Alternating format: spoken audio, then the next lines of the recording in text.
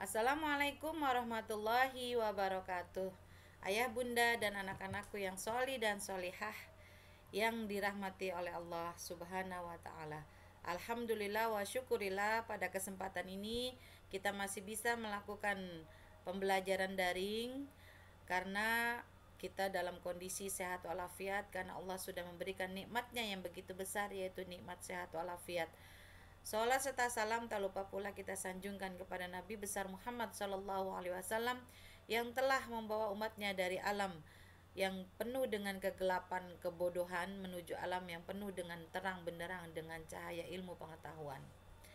Anak-anakku yang soleh dan solihah, pada kesempatan ini kita akan belajar tentang muatan pembelajaran, yaitu IPA. Judulnya sifat-sifat bunyi, tema 1, subtema 1. Indahnya kebersamaan. Kemudian bunyi berasal itu dari getaran. Sudah kita pelajari bahwa bunyi itu berasal dari getaran. Coba perhatikan.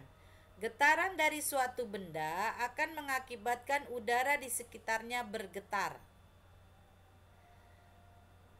Coba di sini perhatikan. Bunyi merupakan hasil dari getaran suatu benda yang merambat dalam bentuk gelombang. Oleh karena itu, bunyi disebut sebagai gelombang bunyi. Bunyi dihasilkan oleh benda-benda yang bergetar. Selanjutnya, benda-benda yang bergetar menghasilkan bunyi disebut sumber bunyi.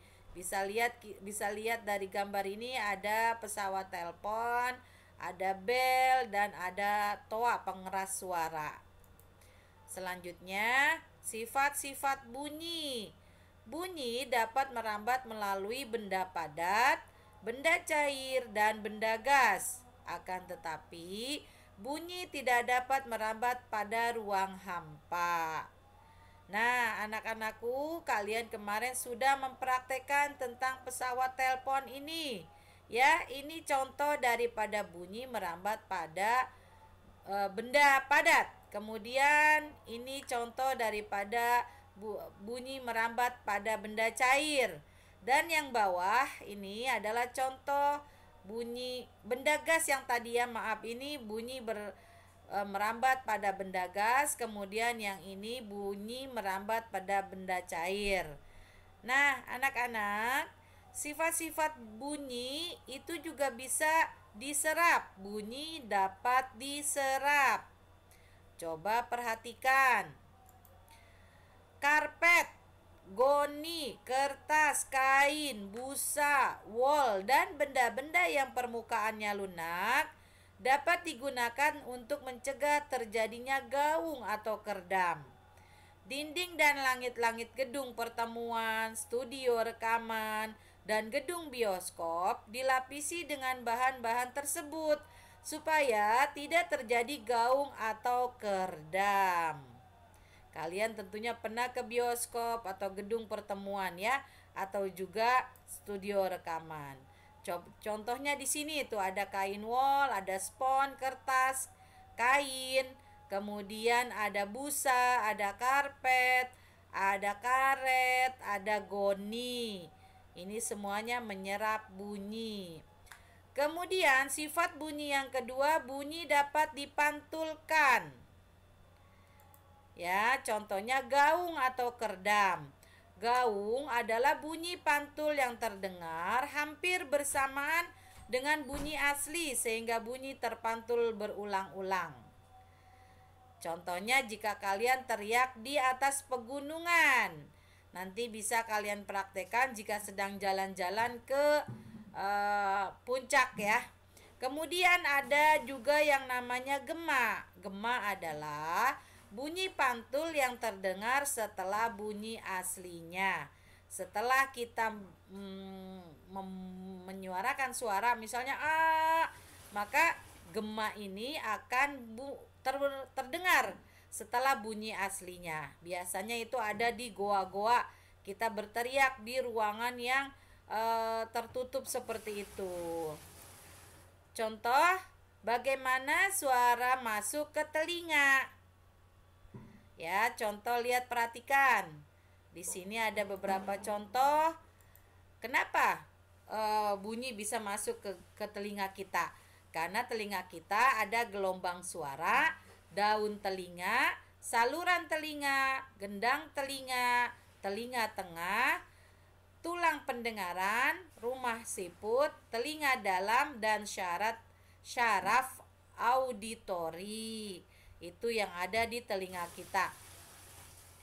Kemudian dalam telinga kita dilihat nih, lihat gambarnya, ada daun telinga, ada saluran telinga, tulang martil, tulang landasan. Ya, di sini ada semua, gendang telinga, tulang sanggurdi, saluran autacius, kemudian telinga luar, telinga tengah, telinga dalam, dan rumah siput. Selanjutnya, kerja telinga. Cara kerja telinga yaitu suara merambat di udara, kemudian terdengar telinga, gendang telinga, ujung syaraf, dan langsung ke otak yang langsung merespon terdengar suara yang kita dengar dari telinga. Oke anak-anak, proses pendengaran terjadi yaitu satu, getaran bunyi mengenai gendang telinga yang berupa selembar kulit tipis. Saat itulah gendang telingamu juga mulai bergetar. Yang ketiga, getaran dari gendang telingamu menjadi lebih besar di telinga tengahmu dan diubah menjadi pesan-pesan listrik di telinga dalammu, yang selanjutnya diteruskan ke otak lewat syaraf. Oke anak-anak, di sini ada beberapa jenis bunyi, yaitu bunyi infrasonik, yaitu mempunyai frekuensi yang sangat rendah, kurang dari 20 Hz. Bunyi infrasonik ini dapat didengar oleh kelelawar, anjing, jangkrik, dan kuda. Yang kedua, bunyi audiosonik, bunyi yang mempunyai frekuensi di atas 20 sampai 20.000 Hz. Bunyi audiosonik ini dapat didengar oleh manusia. Yang ketiga, bunyi ultrasonik, bunyi yang mempunyai frekuensi sangat tinggi, yaitu lebih dari 20.000 Hz. Bunyi ultrasonik ini dapat didengar oleh lumba-lumba. Oke anak-anakku sekalian, mari kita lihat cara merawat indera pendengaran supaya kita selalu mendengar. 1. Hentikan kebiasaan mengorek telinga. 2. Jauhkan telinga dari suara yang terlalu keras. 3. Hindari penggunaan air candle. Kemudian menjaga telinga agar tetap kering dan melakukan pemeriksaan secara rutin. Oke anak-anakku sekalian, semuanya bisa memahami mengapa bisa terjadi seperti itu? Kita sudah dengarkan penjelasan Bu Guru, dan kalian bertugas untuk menjaga telinga kalian supaya bisa normal mendengar suara-suara yang ditimbulkan, sehingga kita bisa mendengar bahwa suara itu merambat dari benda padat, kemudian benda gas, dan benda cair. Nanti jika kalian belum bisa memahaminya, kalian bisa bertanya di pembahasan materi atau di WA Bu Guru. Ya, kurang lebihnya Ibu mohon maaf. Dan Ibu akhiri, wabillahi taufiq wal hidayah. Wassalamualaikum warahmatullahi wabarakatuh.